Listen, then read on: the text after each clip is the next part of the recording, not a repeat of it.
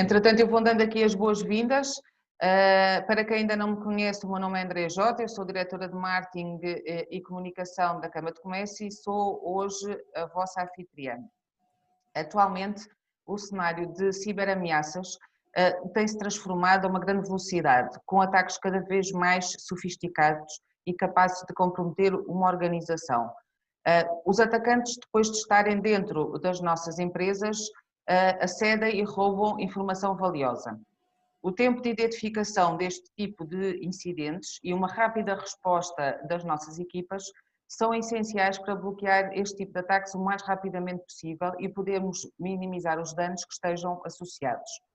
E assim, foi este o tema, e com o objetivo de debatermos esta temática e podermos aqui apresentar algumas soluções concretas para as empresas, foi isto que motivou a Câmara de Comércio e a Multicert a se juntarem e a levarem até si esta sessão de hoje. Antes de passar a apresentar aqui o nosso convidado, recordo que estamos a gravar este webinar, que durante a sessão o vídeo e os microfones dos participantes estão desligados, portanto qualquer questão que tenham, por favor coloquem na rúbrica do Q&A para que eu depois possa colocá-las ao nosso convidado.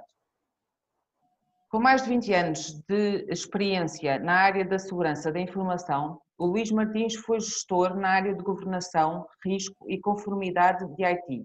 Já liderou equipas de entrega e pré-venda, desenhou e implementou vários projetos ISO 27001. Foi responsável pela coordenação de equipas na implementação de projetos de atualização de soluções críticas no contexto da saúde e pela automatização e otimização de projetos de atualização de software para diminuição do esforço e erro humano nos testes funcionais de aplicações. Detém várias certificações reconhecidas pela indústria de TI no contexto da segurança da informação. Tem ainda uma pós-graduação em segurança da informação pelo Royal Holloway da Universidade de Londres e vasta experiência no terreno na implementação de vários projetos de grande dimensão na área da segurança da informação. Atualmente é o Cyber Security Director da Multicert. Bem-vindo, Luís, muito obrigada por ter aceito este desafio e te juntar hoje a mim neste webinar. E pedi-lhe apenas que fizesse aí uma alteração no seu ecrã, porque não estamos a ver em condições a apresentação, portanto ela está cortada, damos os lados. Ok.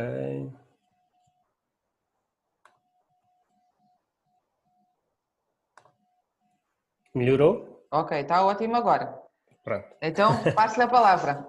Muito obrigado. Antes de mais, agradecer a todos aqueles que se juntaram a nós.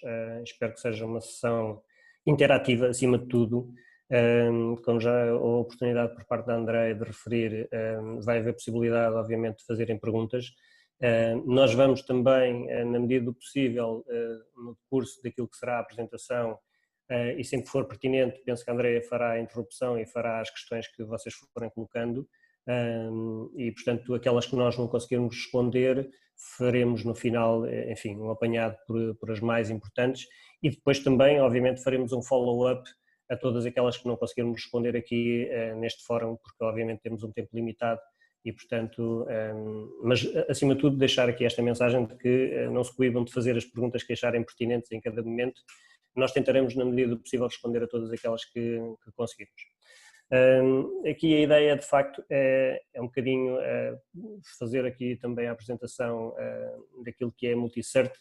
A Andréa já teve a amabilidade de fazer, enfim, a minha apresentação e portanto eu vou focar aqui um pouco mais naquilo que é a Multicert. A Multicert é uma empresa portuguesa, temos uma sólida experiência de transformação digital segura, enfim, em vários setores, desde a banca ao retalho.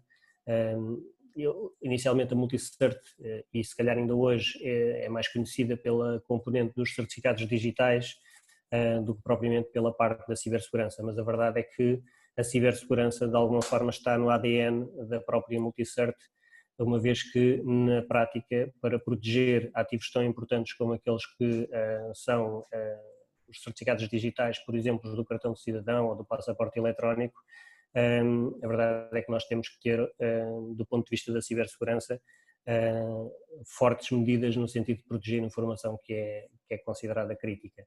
E, portanto, a forma como a Multicert acaba por surgir na área da cibersegurança tem muito que ver com know-how interno, capacidade interna para assegurar a proteção dos seus ativos críticos e ativos críticos dos seus clientes e, portanto, num determinado momento fez todo sentido para nós termos também uma oferta nesta área da cibersegurança.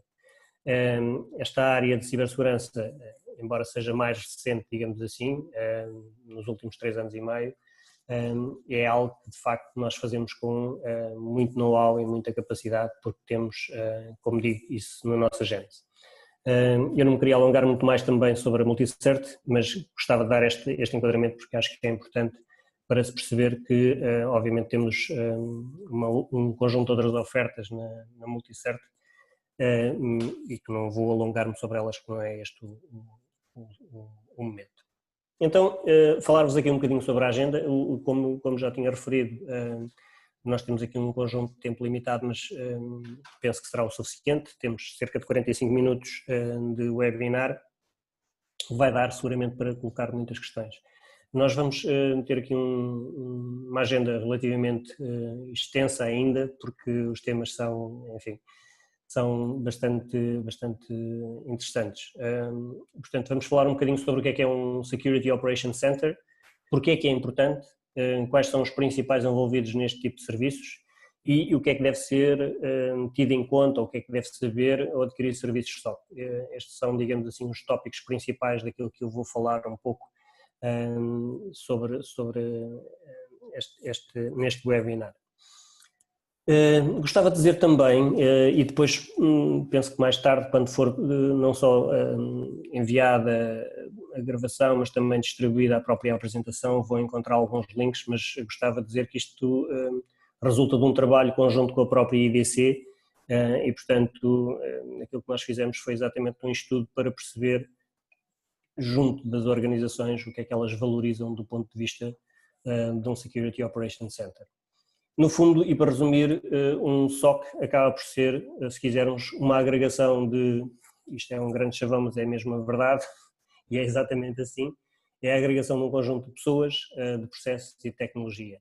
E estas pessoas, este conjunto de processos e tecnologias estão essencialmente vocacionados para a parte da segurança e da monitorização da segurança propriamente dita. Portanto, vão ter um conjunto de tecnologias, nomeadamente, por exemplo, o Security Information and Event Management Platforms, que recolhem logs das infraestruturas dos nossos clientes, e estes logs podem ser de várias camadas, desde a camada do sistema operativo, camada aplicacional, da camada de base de dados, das redes, enfim, e congregando todos estes logs, todos estes registros, vão ser feitas um conjunto de operações de correlação, de identificação de potenciais anomalias, isto não recorrendo apenas, obviamente, à tecnologia SIEM, existem outras tecnologias, nomeadamente a tecnologia de User Behavior Analytics, ou seja, que analisa os comportamentos dos utilizadores num dado momento, e, portanto, congregando um conjunto de tecnologias, vamos conseguir, com base num conjunto de processos que estão pré-determinados e montados, e através dos analistas que são especialistas, no fundo, que vão olhar para essa informação, e a ideia, no fundo, é esse conjunto de analistas, fazendo uso da tecnologia e dos processos, rapidamente identificar potenciais incidentes de segurança e, com base, obviamente, num conjunto de processos determinado, ter um conjunto de ações. Este conjunto de ações vai variar também em função de cada cliente. Vamos imaginar que um determinado cliente tem já na sua infraestrutura uma equipa que pode atuar ou que atua ao nível da rede, ou ao nível dos sistemas, ou ao nível das aplicações e, portanto, o nosso papel enquanto SOC aqui seria apenas o de notificar a existência de um determinado incidente e indicar um conjunto de contramedidas que devem ser implementadas no sentido de, enfim, conter o mais breve possível, no mais curto espaço de tempo, aquele incidente que está a acontecer, remediar, no fundo, a situação, recuperar a situação e depois, obviamente, implementar, é um processo de melhoria contínua e, portanto, no fundo, é implementar um conjunto de medidas que possam mitigar e evitar que possa voltar a ocorrer uma situação idêntica. E, portanto, no fundo, este é o resumo daquilo que é um SOC. No fundo, é isto que um SOC faz. Naturalmente, que pretende-se também que haja uma otimização desses recursos humanos e das competências para conseguir responder a este tipo de ataques. Os ataques são, como já foi dito, cada vez mais sofisticados, cada vez mais fáceis e são cada vez, enfim, mais abrangentes do ponto de vista daquilo que são os alvos a atingir. E, portanto, aquilo que nós fazemos exatamente no contexto do SOC é otimizar. Temos que otimizar de várias formas, até porque o SOC é constituído por uma primeira linha, uma segunda linha e um responsável do SOC e, portanto, tem que se fazer uma triagem e tem que haver, lá está, o conjunto de processos que nos permitam depois responder da forma mais eficiente. Isto, como já foi referido também, permite a consolidação de dados que tipicamente são dados às vezes até descartados ou que não são levados em consideração e aquilo que nós fazemos é não só recolher esses dados, mas correlacionar, ou seja, quando nós conseguimos, a partir de várias fontes diferentes, estabelecer, por exemplo, uma correlação de que possa estar a acontecer um determinado ataque, que de outra forma, se nós não tivéssemos acesso a essas diferentes fontes de dados, dificilmente conseguiríamos. E, portanto, no fundo, é um bocadinho potenciar a utilização das tecnologias, por um lado, e também introduzir, obviamente, mecanismos que ajudem as pessoas no sentido de automatizar também as coisas mais rotineiras que nós sabemos que acontecem com mais frequência, despistar falsos positivos e, portanto, no final do dia, ser o mais eficientes possível. Porquê é que é importante, então, um SOC? No fundo, é um ponto centralizador que agrega toda a informação relevante do ponto de vista de segurança e que nos permite ter também uma visão mais abrangente, holística, diria eu, do ponto de vista daquilo que são as potenciais ameaças e também do ponto de vista daquilo que é a resposta aos próprios incidentes e às operações de segurança propriamente ditas, ser um ponto agregador. Como eu digo, o tempo de resposta às ameaças é crítico. Se nós não estivermos a monitorizar, dificilmente poderemos responder, porque desconhecemos de todo em todo qual é que é o estado da organização desse ponto de vista e, portanto, no fundo, esta é a relevância de ter um SOC. Pode ser, do ponto de vista da entrega, pode ser um serviço, pode ser algo que a organização tem, ou pelo menos tem uma parte, e depois vai depender também da necessidade da organização, no sentido de necessitar, para proteger os seus ativos críticos, de uma monitorização de 24/7 por 365 ou de uma monitorização que é complementar à sua, se já existir uma infraestrutura ou uma equipa que trata deste tipo de temáticas dentro da organização e, no limite, temos clientes até que querem ajuda para montar toda a parte de infraestrutura, aconselhamento, no fundo, de qual é que é a melhor abordagem, de qual é que é a melhor forma de dimensionar, por exemplo, quer do ponto de vista da infraestrutura, quer do ponto de vista das tecnologias a utilizar e também do ponto de vista das pessoas e das qualificações que as pessoas necessitam de ter para montar o seu próprio SOC. E, portanto, também fazemos projetos neste sentido, de ajudar a montar SOCs para entidades que o queiram fazer. O que é que acontece? É que, efetivamente, na maior parte dos casos, estas implementações acabam por ser, enfim, não são o core da maior parte dos negócios e, portanto, embora seja uma necessidade de monitorizar do ponto de vista da cibersegurança estes aspectos, dificilmente isto é o core business da maior parte das organizações e, portanto, é difícil, dentro daquilo que é o contexto das organizações, conseguir budget suficiente para ter este tipo de serviços, ter este tipo de tecnologias e ter este tipo de qualificações nas pessoas que são necessárias depois para operar um SOC. Mas, no fundo, esta é a relevância, é por isso é que é importante ter um SOC que permita, no fundo, ter um ponto de contacto único, centralizado, para gerir tudo aquilo que possam ser incidentes de segurança e, como digo, ter um tempo rápido de resposta às ameaças é crítico para nós podermos efetivamente ser efetivos a mitigar a situação e a recuperar dela no mais curto espaço de tempo, sem que isso afete de facto o negócio. Enfim, aqui é apenas um dado talvez curioso, que é já relativo a 2019, nós já vamos a meio de 2020 e, como eu digo, isto de facto muda a um ritmo, enfim, estonteante, diria eu. Nenhum de nós provavelmente esperaria no início deste ano, enfim, estar no contexto em que estamos, numa pandemia em que as organizações tiveram que se ajustar e tiveram que mudar muito rapidamente aquilo que era a sua postura, digamos assim, relativamente à sua abordagem tradicional ao trabalho e, portanto, até desse ponto de vista, as organizações tiveram esta necessidade de ajustar e com esses ajustes também surgem, obviamente, oportunidades para os ciberataques e para os atacantes que querem tirar proveito disso. Mas ia dizer que em 2019 mais de 50% dos ataques bem-sucedidos ocorreram numa questão de minutos, ou seja, mais uma vez realçar aqui a importância e a relevância do tempo de resposta às ameaças. É óbvio que se nós, enfim, não conseguirmos monitorizar o que é que está a passar, dificilmente conseguimos tomar medidas e às vezes até a gestão da própria situação em si acaba por ser extremamente difícil caso não haja, enfim, um conhecimento do que é que foi feito pelos atacantes. E, portanto, mesmo que nós não consigamos parar o ataque, pelo menos temos a rastreabilidade, temos um rastro, ou na melhor das hipóteses, teremos um rastro. Pode não acontecer, porque se os atacantes forem mesmo muito bons, aquilo que eles vão tentar é cobrir exatamente também esse rastro. Mas quer dizer que do ponto de vista até de ações judiciais, do ponto de vista até de expulsar, digamos assim, o atacante e garantir que efetivamente o ponto de entrada está, enfim, mitigado, a situação ficou resolvida, é muito difícil caso nós não tenhamos de facto uma capacidade de monitorizar e de olhar para a situação em concreto. Luís, já agora aproveito aqui só para colocar aqui uma questão.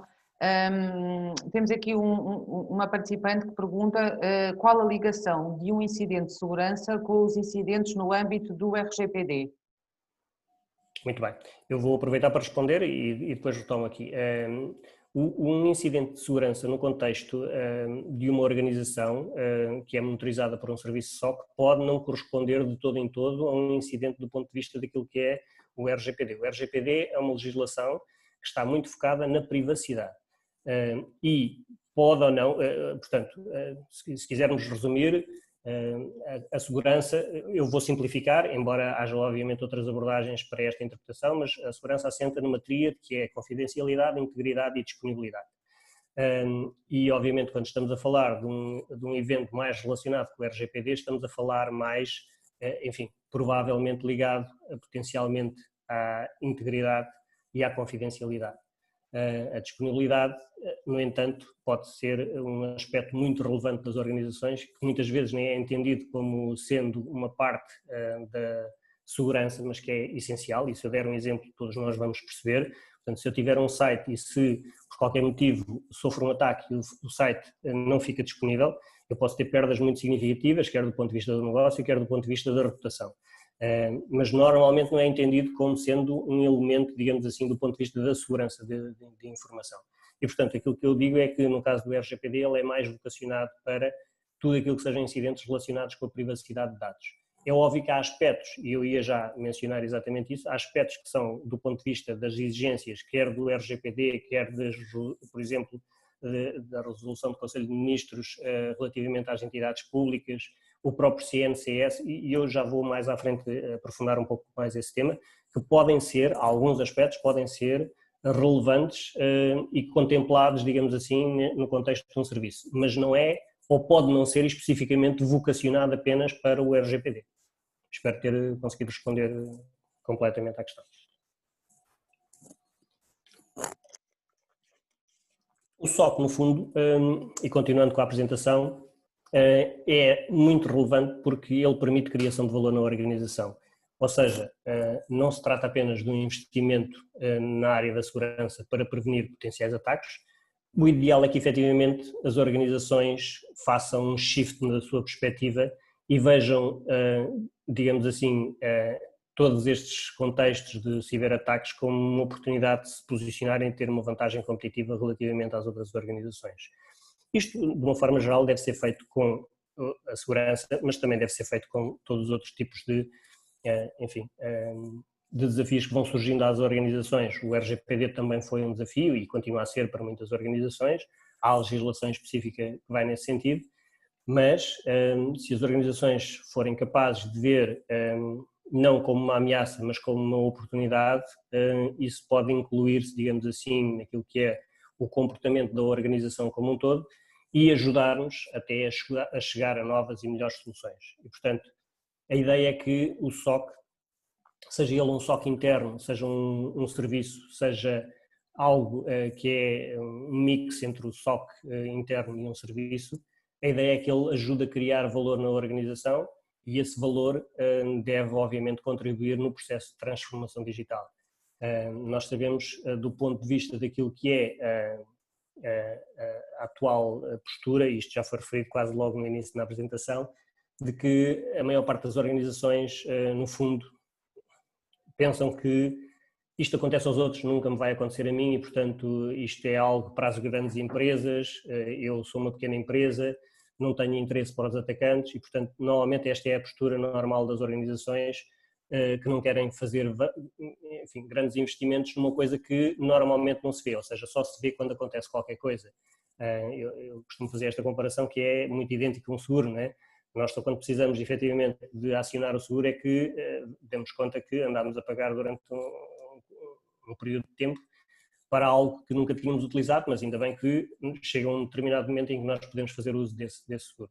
E aqui também é um bocadinho a mesma coisa, as organizações de uma forma geral acham sempre que vai acontecer aos outros, mas não a eles, e portanto aquilo que nós dizemos é que as organizações, face àquilo que é o panorama, devem mudar esta perspectiva de se vão ser atacados ou não e mudar para uma perspectiva de quando nós formos atacados, o que é que nós vamos fazer, ou seja, ter um plano, ter, enfim, uma ideia concreta do que é que pode ser feito no caso de um ataque, porque depois, como já foi mencionado, o tempo de reação é crucial, é muito importante e, portanto, se não houver nada pensado de antemão, dificilmente vai ser possível ter uma reação que nos permita mitigar e minimizar os impactos desse potencial ataque. Luís, temos aqui mais uma questão, não sei se prefere Claro. que coloque já ou se deixe para um pouco mais à Não, frente. vamos respondendo, é isso, vamos Ótimo, respondendo, está claro bem. que sim. Então, perguntam quais são as principais ferramentas usadas no SOC em Portugal? Bom, eu diria que, de uma forma geral, como eu já tinha mencionado no início, a base de qualquer SOC há de ser um CIEM, que é um Security Information and Event Management. Normalmente existem vários fabricantes que fornecem este tipo de tecnologias. De uma forma geral, todos eles, aquilo que fazem do ponto de vista do conceito é recolher um conjunto de informação, normalmente logs. Isto depois pode ser complementado com muita outra informação e dependendo também do grau de sofisticação do próprio SOC, normalmente é complementado com um conjunto de outras fontes de informação e outras tecnologias também.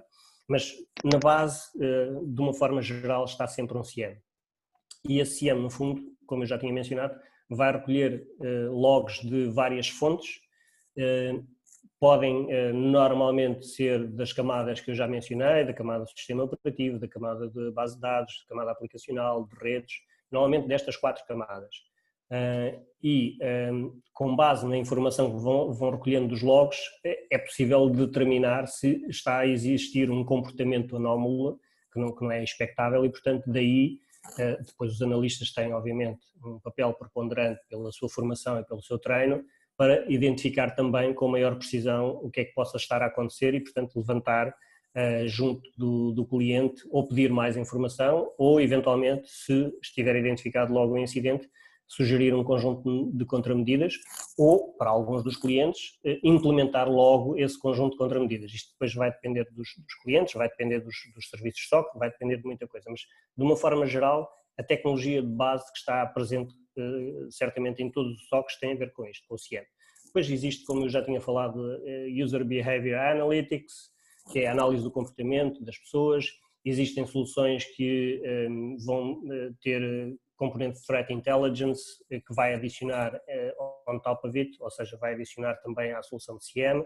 Enfim, há aqui depois, do ponto de vista tecnológico, várias outras peças, digamos assim, que vão encaixar e vai depender um bocadinho da maturidade do próprio SOC, daquilo que a organização necessita, enfim, vai depender, mas a base é o CIEM.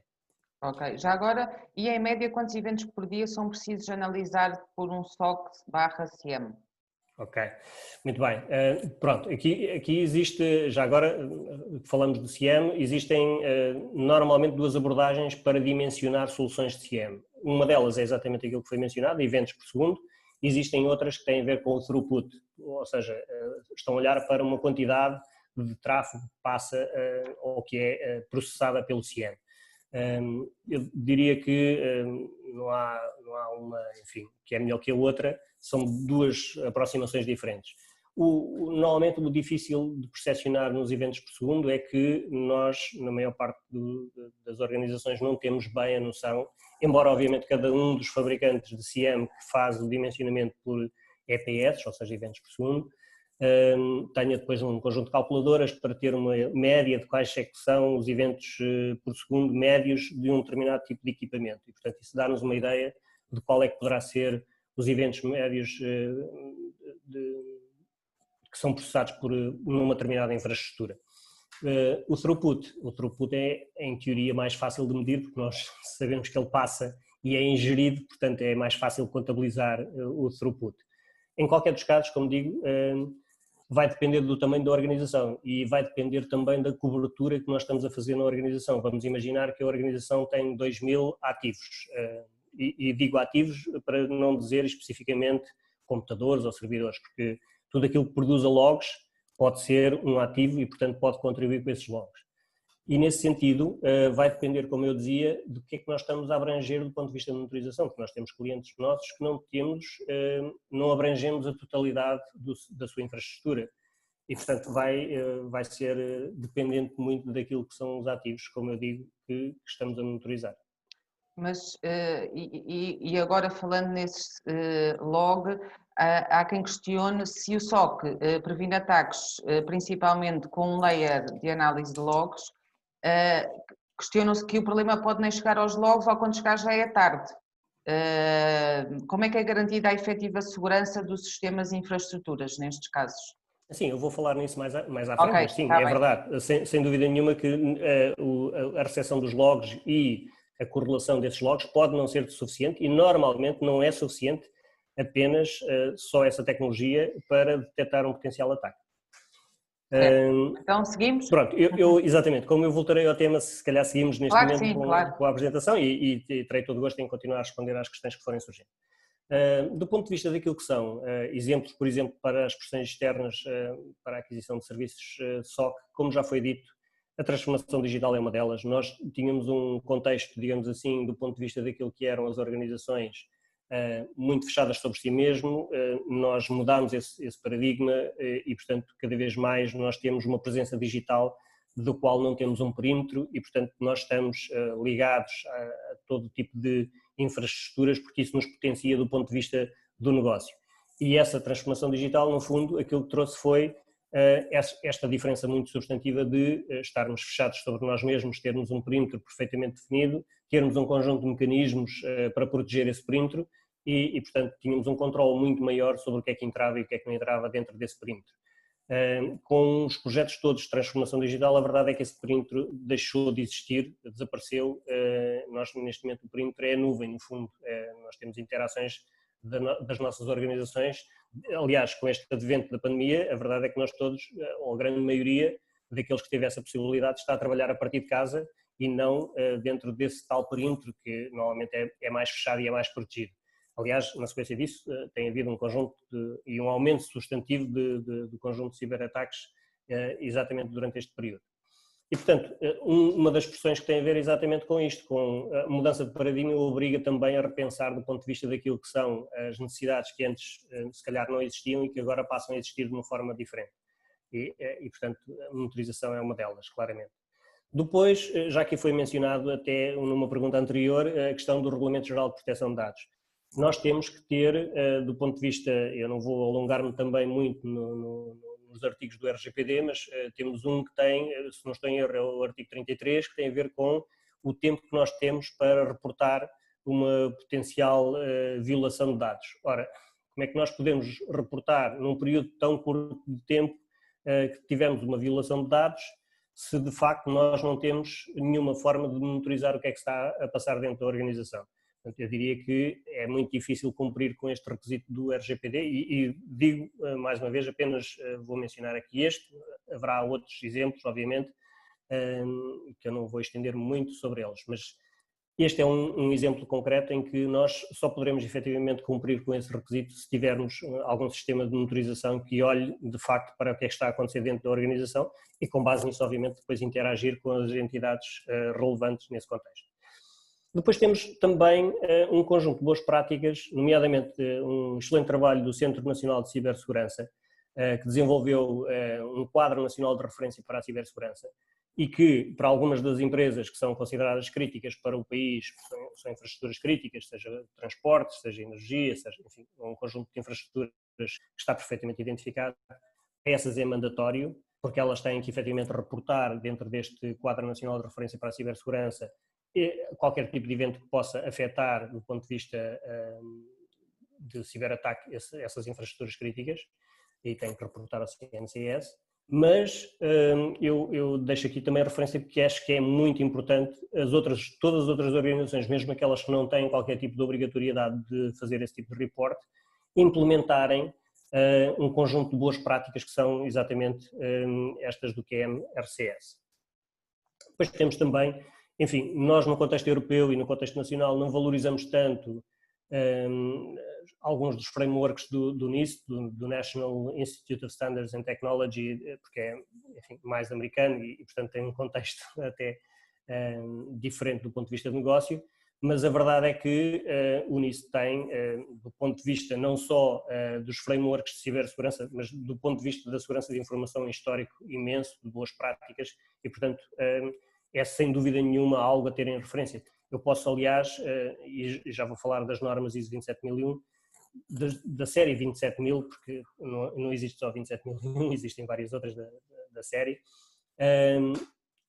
Aquilo que foi feito pelo CNCS, neste quadro nacional de referência para a cibersegurança, foi congregar muitas das coisas boas, quer das normas da 27000, quer do próprio NIST, do framework de cibersegurança do NIST. E, portanto, eles acabaram por, e bem, parece-me a mim, um excelente trabalho de congregar muito daquilo que é o melhor que se faz nas duas vertentes.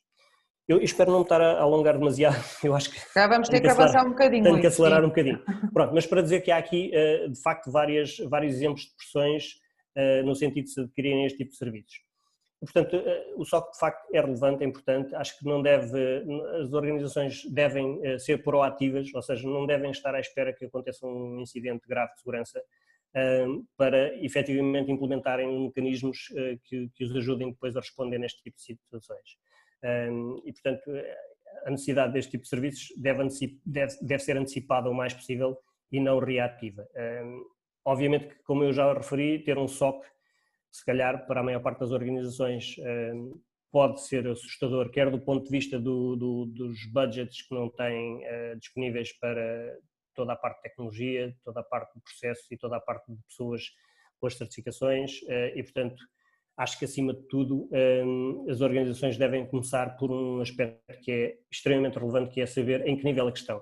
E para isso devem fazer uma primeira análise de maturidade, no fundo, do ponto de vista daquilo que é a sua cibersegurança e traçar um plano a partir desse nível de maturidade, saber exatamente, vamos imaginar, no nível 3 e quero ir para o nível 4. E saber concretamente o que é que representa do ponto de vista de investimento, quer de tecnologia, quer do ponto de vista de processos, quer do ponto de vista de pessoas, no fundo como é que se materializa essa alteração do nível 3 para o nível 4. E digo isto a título meramente representativo, porque obviamente existem vários níveis e várias formas de analisar a maturidade. Mas esse, quanto a mim, deve ser o primeiro ponto que nos permite depois traçar um plano e executar o plano em função, obviamente, das restrições orçamentais que existem e todas as outras restrições que nós sabemos que existem sempre. No fundo, resumir aqui também quem é que são, dentro das organizações, as entidades que estão, enfim, normalmente envolvidas ou mais diretamente envolvidas neste tipo de serviços. O CISO, obviamente, que acaba por ser um patrocinador, se quisermos, executivo do serviço e que fornece a visão, mas isto sempre em coordenação com o CIO, no fundo que é o responsável para depois apoiar toda a parte de operacionalização do serviço propriamente dito e eventualmente de disponibilizar os recursos adequados. E aqui o disponibilizar, lá está, se a organização não optar por ter um SOC interno, mas sim contratar um serviço, no fundo o CIO deve depois conseguir disponibilizar e mobilizar todas as diferentes áreas para que se possa recolher a informação que é relevante. E, portanto, existem, obviamente, um conjunto de outros atores que são relevantes, nomeadamente outras funções de TI, que não estão às vezes muito, enfim, tão visíveis, mas obviamente que a contribuição dos recursos humanos, por exemplo, no contexto do RGPD é essencial. Existem vários atores, digamos assim, que são outras funções e às vezes nem sequer são funções de TI, mas que são cruciais para que o serviço depois seja bem sucedido, porque sem fonte de dados é impossível entregar um bom serviço. Obviamente depois temos o gestor do SOC e os analistas de cibersegurança que obviamente vão contribuir do ponto de vista de pessoas com a sua expertise, com o seu treino, com o seu nível de especialização para endereçar todas as temáticas da cibersegurança no contexto do serviço que está a ser prestado. Então, o que é que se deve fazer para adquirir serviços SOC? Começar com uma função que seja mais pequena.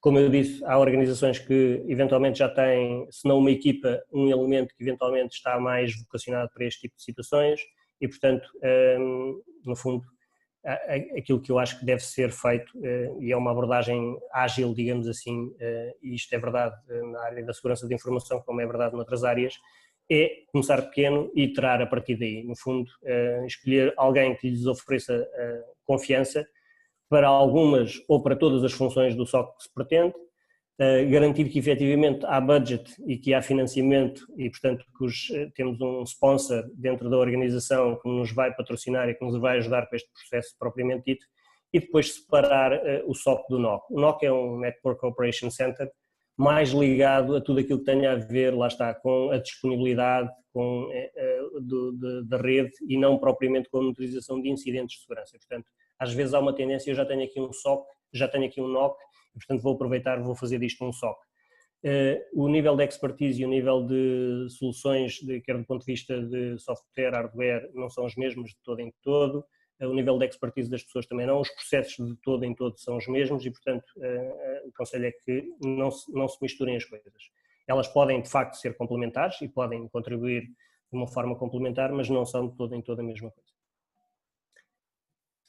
Nós, como já tinha referido, podemos ajudar no desenho do SOC ou de uma função em particular, podemos, e há clientes nossos para os quais nós fazemos, por exemplo, já têm um SOC interno com 2 ou 3 pessoas e fazem uma cobertura de 8x5, mas necessitam, por exemplo, cobertura de 24x7. Portanto, nós podemos fazer paralelamente ou complementarmente, aliás, a cobertura dessa componente. Isto, obviamente, é um exemplo, mas nós podemos, sem dúvida nenhuma, ajudar as organizações a atingir os seus objetivos nesse sentido. Portanto, fazer uma definição clara dos requisitos, seleção das tecnologias tecnológicas e o desenho daquilo que vai ser a arquitetura ajustada àquilo que são as necessidades da organização e depois fazer a configuração e a implementação dos recursos de suporte ao serviço propriamente dito. Isto implica, obviamente, às vezes até a formação de pessoas e equipas para depois operarem o SOC propriamente dito. Às vezes, para alguns dos nossos clientes, montamos o SOC e começamos a operá-lo numa fase inicial e depois fazemos a transição, digamos assim, entregamos essa gestão à organização sempre também com um serviço de capacitação, ou seja, sempre que essa organização necessita, enfim, de alguma expertise nossa que eles ainda não têm, podem recorrer depois a nós. Isto são alguns dos critérios-chave, ou que nós, enfim, no estudo que fizemos em conjunto com a EDC, identificámos como sendo critérios-chave para a escolha do parceiro certo de serviços de cibersegurança, que é se tem ou não a disponibilidade de serviços avançados, se já envolve, do ponto de vista daquilo que é a automação e orquestração, do ponto de vista da resposta à segurança de incidentes, se tem a utilização de inteligência de ameaças e inteligência artificial para ajudar na parte do processo, se tem segurança na nuvem, se tem portais de serviço para o cliente final, se tem, por exemplo, a componente de desenvolvimento contínua das suas soluções e, portanto, do próprio portal que entrega ao cliente não está estagnado e vai continuamente evoluindo, se tem outras ofertas e, no fundo, como é que gera toda a parte da relação propriamente dita entre as equipas que prestam serviço e as suas equipas internas. De preferência que obviamente tenha já soluções pacotizadas, digamos assim, pré-configuradas, mas que também ao mesmo tempo seja flexível para aceitar outras configurações para além daquelas que estejam pré-configuradas. E finalmente, obviamente, tenha os canais comerciais adequados para chegar facilmente às organizações. Isto são, enfim, um quadro resumo do que é importante do ponto de vista enfim, de desafios e boas práticas. Eu também não me vou estender muito sobre até porque depois vão poder, e nós já estamos algo em cima do tempo, vão poder ver esta informação, inclusive vão poder aceder ao link onde está disponibilizado o estudo completo.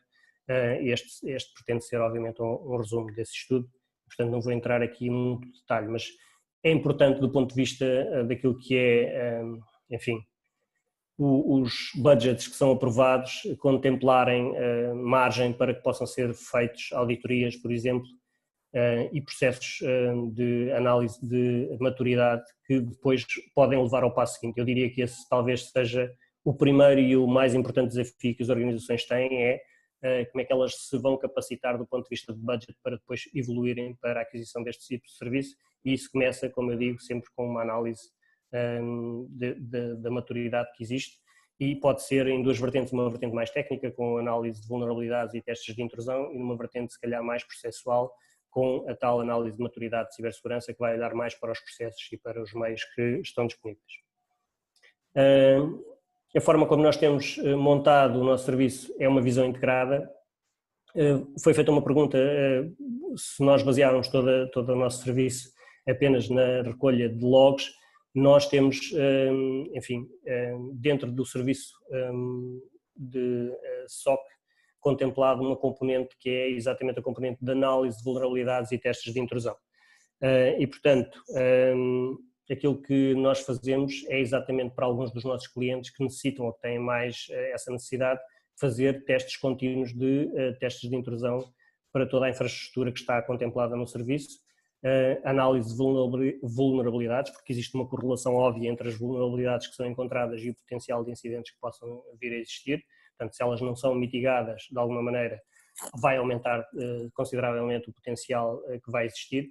E, portanto, esta é uma das formas que nós temos também, se quisermos, de responder e de ajudar os clientes a identificar situações que, como foi dito, pode não ser suficiente receber os logs, processá-los e identificar que há um problema, porque às vezes o problema ocorreu ainda antes de nós conseguirmos receber os logs, ou pode estar a montante dessa situação. E, portanto, nós temos aqui uma visão integrada, digamos assim, dos serviços de cibersegurança, em que contemplamos também um conjunto de identificadores e notificações de ameaças de threat intel, ou seja, nós trabalhamos com alguns provedores de inteligência de ameaças que nos ajudam exatamente na parte da prevenção.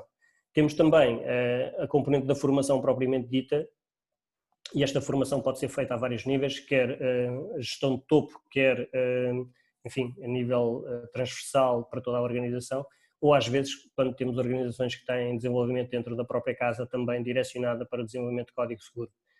E, portanto, esta componente da formação é uma componente também muito importante para termos, digamos assim, toda esta visão integrada destes serviços de uma forma o mais abrangente possível para que não ficamos só dependentes de uma componente de logs.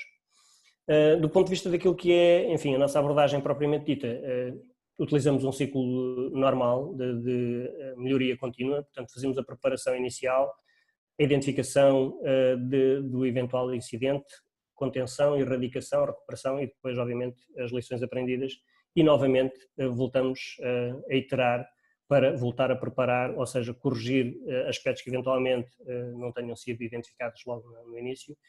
Isto é um trabalho contínuo, nós não podemos ter a veleidade de pensar que feito uma vez está entregue e, portanto, é necessário iterar continuamente e melhorar continuamente, até adicionando às vezes novos casos de uso, enfim, fazendo os ajustes e interagindo com as organizações com quem trabalhamos no sentido de melhorar continuamente.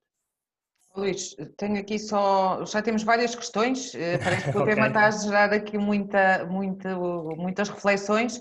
Aproveitava só para interromper aqui para responder a uma questão que já é bastante antiga, que é se os choques detectam e-mails de phishing, se há alguma coordenação relativamente à gestão de ameaças de phishing ou outro tipo de ameaças de e-mail.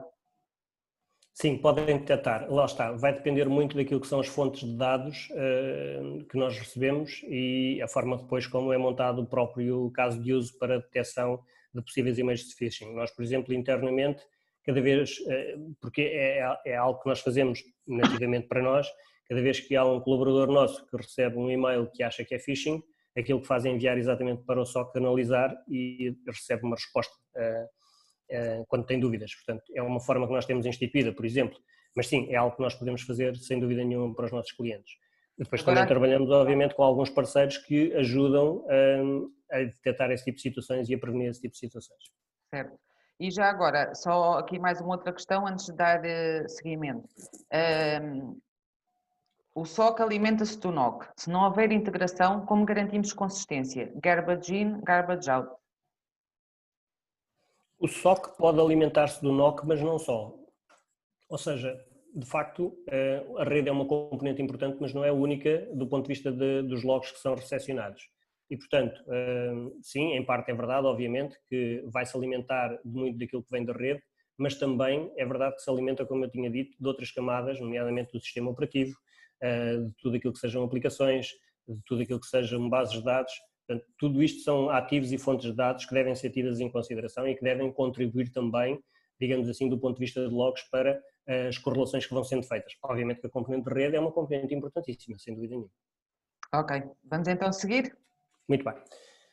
Então, aquilo que eu vou falar, enfim, é quase um resumo. Portanto, nós tipicamente na nossa abordagem temos uma área de cliente, no fundo, que foi desenvolvida de forma específica para dar resposta a pessoas não técnicas. No fundo, a preocupação aqui é mais para as pessoas não técnicas, a gestão que tem que tomar decisões e na maior parte das vezes nós sabemos que existe uma dificuldade de comunicação entre as pessoas mais técnicas e as pessoas mais orientadas ao negócio de gestão.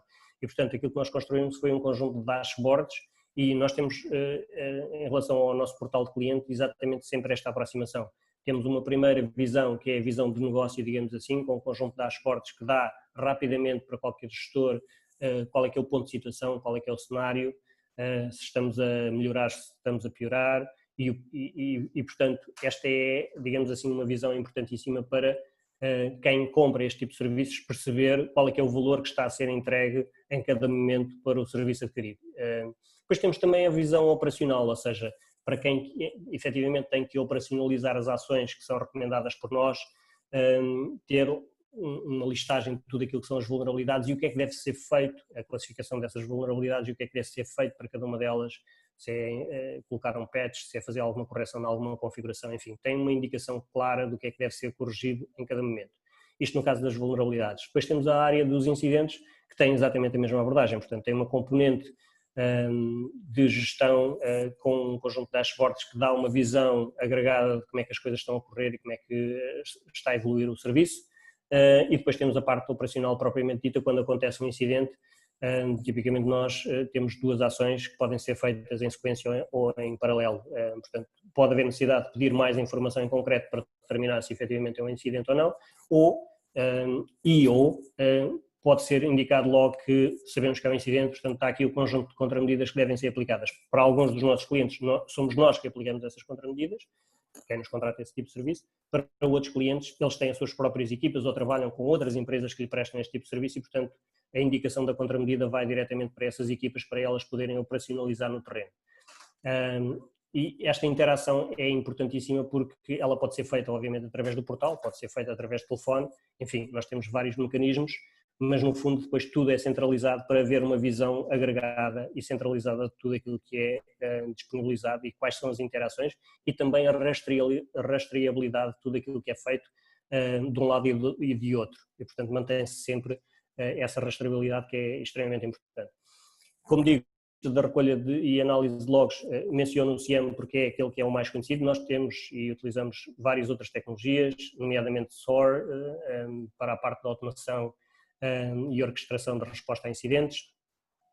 Toda a parte de tecnologias de automação propriamente dita e de Artificial Intelligence e Data Machine Learning e feeds de Threat Intel, que vêm do ponto de vista das tecnologias agregar valor a tudo aquilo que nós fazemos com esta informação.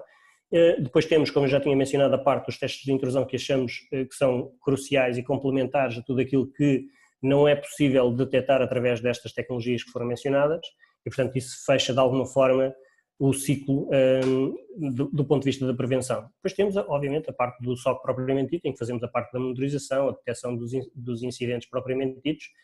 Temos a parte do conhecimento e pesquisa, em que fazemos, lá está, desde fontes avançadas de dados, análise de maturidade, a parte de Threat Intel e até Forensic Analysis ou análises forenses quando é necessário fazer o post-mortem de um incidente, por exemplo, quando o cliente quer prosseguir, por exemplo, vias judiciais. Temos aqui um screenshot do que é a plataforma, é um bocadinho o resumo, no fundo é acesso a partir de qualquer lugar, rastreabilidade, maior segurança no acesso, é uma coisa extremamente importante que nós tivemos bastante cuidado, é garantir que efetivamente o acesso a esta informação que acaba por ser crítica para a organização, uma vez que estão ali as vulnerabilidades e os incidentes, portanto passa a ser um ponto crítico de acesso a essa informação. Se alguém deitar mão a essa informação que não deve, acaba por ser, diria eu, bastante complicado. Portanto tivemos uma preocupação maior em proteger os acessos a esta solução, através do binómio username-password, obviamente normal, mas também com a parte do certificado digital, não sendo nós uma entidade que emite certificados digitais, obviamente o certificado digital de cliente para acesso está incluído no serviço. E depois temos, complementarmente ainda, a parte do OTP para garantir que efetivamente, enfim, a pessoa que está a aceder a esta informação tem legitimidade para aceder e pode aceder. Obviamente depois existem os diferentes perfis que permitem ou não aceder a determinado tipo de informação. Por exemplo, se calhar para uma pessoa da equipe mais operacional, eventualmente pode ou não ser relevante e isso depois é uma decisão da organização se quer ou não dar visibilidade de determinado tipo de informação de gestão a essa pessoa mais operacional. E vice-versa, se calhar o gestor não está ou não quer saber ou não quer ter, nem tem interesse em ver o detalhe de cada uma destas coisas. E depois, eventualmente, se calhar, uma pessoa que centraliza todas estas funções e que vê quer a parte da gestão propriamente dita, quer a parte operacional. Portanto, no fundo é um bocadinho isto.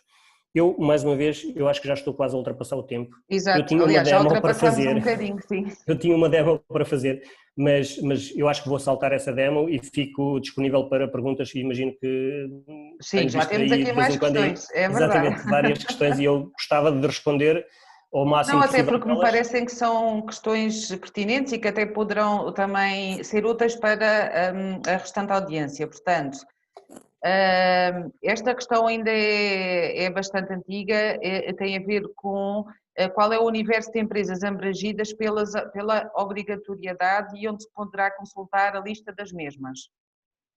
Obrigatoriedade, não sei se percebi E bem, eu acho que isto tinha a ver de implementação do quadro nacional de do Quadro referência. Nacional de Referência. Sim. No Centro Nacional de Cibersegurança, penso que, não sei se está disponível no próprio site, mas existe obviamente uma lista, normalmente essas entidades elas próprias são notificadas, portanto, dessa obrigatoriedade. Eu diria que tudo aquilo que tem a ver com a energia, tudo aquilo que tenha a ver com transportes, por exemplo, não serão todos, mas muitos deles seguramente, tudo aquilo que sejam consideradas infraestruturas críticas para o país, ou seja, que se houver um ciberataque de outro qualquer país, por qualquer motivo, que no fundo incapacitem a utilização dessas infraestruturas de alguma forma, são consideradas críticas para o país. Portanto, eu não tenho comigo a lista exaustiva, sei que obviamente isso é feito ao critério do Centro Nacional de Cibersegurança e em cada um dos nossos países na Europa existem entidades que fazem exatamente a lista do que é que consideram crítico para cada um dos países. E depois, obviamente, isso é um critério que é determinado por cada um dos países. Mas eu penso, não tenho a certeza se estará disponível no site do CNCS, mas eventualmente até através de contacto, se tiver muito interesse em saber, é possível que lhe seja facultado essa lista. Ok. Depois, qual o incentivo de implementar o Quadro Nacional de Referência em vez do NIST? E pergunta também se este quadro é adaptado à realidade das empresas portuguesas. Como eu tinha referido, eu penso que há toda uma mais-valia significativa de implementar o Quadro Nacional de Referência de Cibersegurança, porque ele congrega, na minha opinião, e penso que foi essa, também não posso dizer, obviamente, eu não participei do trabalho, acho que é um trabalho muito bem feito, e penso que a intenção tenha sido exatamente a de congregar tudo aquilo que são as mais-valias que vêm das normas 27.000 com as recomendações do framework de cibersegurança do NIST. E, portanto, nesse sentido, eu acho que é, e por isso é que eu mencionei, que acho que é uma mais-valia, mesmo não sendo considerado uma organização que seja crítica do ponto de vista no contexto do país, acho que é uma excelente, boa prática seguir as recomendações do Quadro Nacional de Referência de Cibersegurança, sem dúvida. Depois, aqui mais uma questão, não estão os choques condenados quando cada vez mais as PMEs e até grandes empresas usam serviços cloud-based, que por sua vez são estes que têm a responsabilidade de segurança? Eu penso que há, claro, obviamente haverá espaço para tudo e não sei se os choques estão condenados ou não, como nós abrimos aqui exatamente este webinar, as mudanças dão-se a um ritmo absolutamente estonteante, diria eu. Portanto, não consigo antecipar e ter essa visão. Aquilo que eu acho é que efetivamente há espaço para tudo e a verdade é que a grande maioria das empresas não tem este tipo de serviços. Temos que ter em consideração que os serviços cloud-based muitas vezes há esta noção errada de que fornecem tudo e as pessoas descartam-se achando que já têm incluído em todo o seu serviço todas as funcionalidades e isso não é verdade, na maior parte dos casos. Portanto, os serviços cloud-based, se não têm um SOC, é algo parecido e, portanto, isso é um serviço que é cobrado também, de alguma maneira. Eles não dão nada a ninguém, portanto, não vejo, podemos lhe chamar SOC ou podemos lhe chamar outra coisa qualquer, mas a forma de seguramente entregar valor às organizações é através da monitorização. Chame-se-lhe SOC ou chame-lhe outra coisa qualquer. Ok. Há aqui quem estão a perguntar se o Luís poderá disponibilizar os seus contactos. Sim, na apresentação que irei enviar estão lá os contactos do Luís. Quem não teve... Exato, ficam aqui. Depois, tenho aqui ainda mais duas questões. O SOC é o telhado. Gostaria de ter um pouco mais de discussão sobre as fundações. É possível dar exemplos de vulnerabilidades e estratégias de mitigação? Vulnerabilidades e estratégias de segurança. Bom, é difícil dar exemplos assim out of the blue. Seja como for, é assim, eu diria que as organizações, todas elas, ou pelo menos a expectativa é que, de uma forma geral e transversal, as organizações tenham já implementado um conjunto de mecanismos, e pode às vezes não ser verdade, mas esta é a expectativa, quando se olha para serviços SOC, que as organizações já tenham implementado um conjunto de mecanismos, seja firewalls, seja antivírus, seja proxies, seja um conjunto de mecanismos que ajudam a proteger o tal perímetro inicial. E, portanto, esta é a expectativa e é a premissa de qual se parte para eventualmente adquirir este tipo de serviços. É óbvio que se não existirem este tipo de mecanismos, a organização vai estar vulnerável a todo tipo de coisas. Como é que nós podemos ter a percepção, e muitas vezes aquilo que nós aconselhamos é exatamente isso, é fazer uma primeira análise de vulnerabilidades à infraestrutura que está exposta daquela organização, pelo menos aquela que está exposta. às vezes vamos mais longe e fazemos também toda a sua infraestrutura interna, análise de vulnerabilidades, testes de intrusão. Aí sim vamos ter uma visão do que é que efetivamente a organização tem ou não tem e o que é que está bem configurado e o que é que não está bem configurado e começar por aí. Esse diria que é o passo zero. Aliás, tenho aqui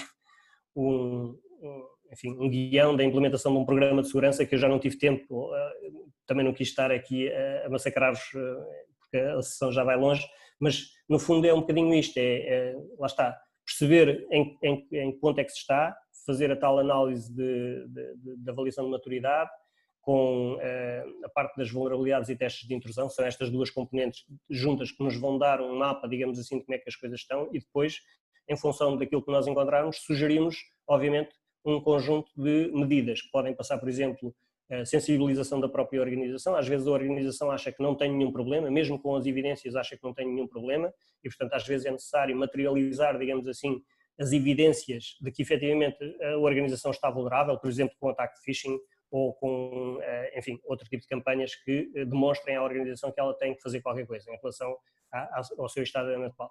Obviamente depois será emitido um relatório e com base nesse relatório feita uma proposta de qual é que deve ser o roadmap, ou seja, o que é que deve ser o caminho a ser seguido para a implementação daquilo que são consideradas medidas prioritárias no contexto dessa organização e face àquilo que são as restrições orçamentais que possa ter.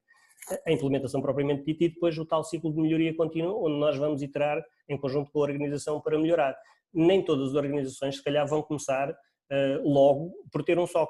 Eu acho que há aqui passos, como já foi, enfim, dito, que se calhar são prévios e que têm que ser feitos para percebermos exatamente onde é que estamos e o que é que temos que fazer. E na sequência disto pode haver sugestões de implementações de tecnologia que a organização deve fazer para mitigar o conjunto de vulnerabilidades que estejam identificadas.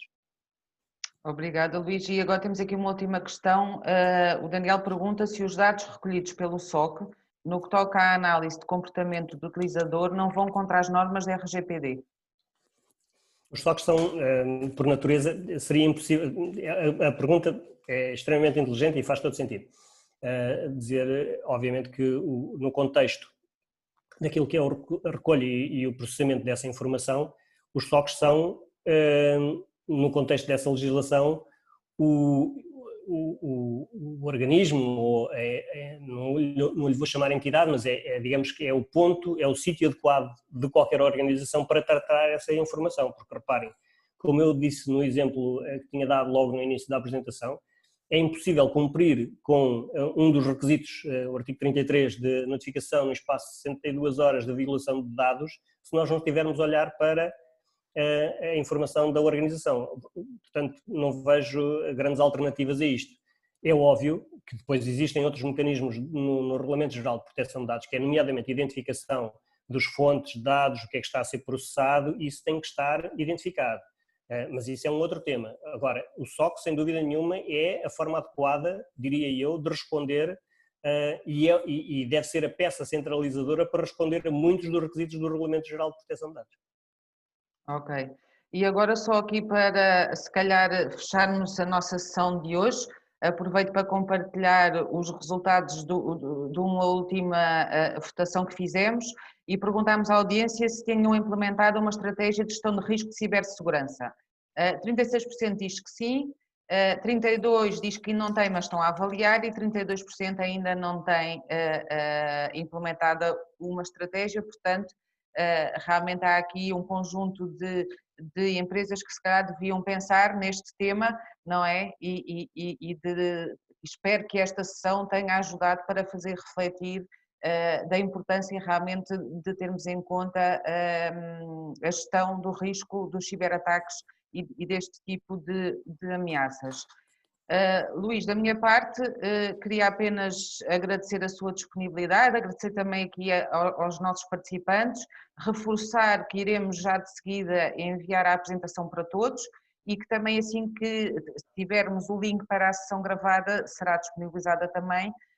Muito obrigada, Luís, aqui eu penso que foi bastante útil e gerou aqui algumas questões muito relevantes e pertinentes. E despeço-me mais uma vez, muito obrigada. Muito obrigado a todos, muito obrigado, Andreia. Fico também ao dispor para qualquer questão que considerem pertinente e que não tenham tido a oportunidade de endereçar aqui. Ok, muito obrigada, adeus, Tá, bom obrigado, dia. adeus. Bom dia.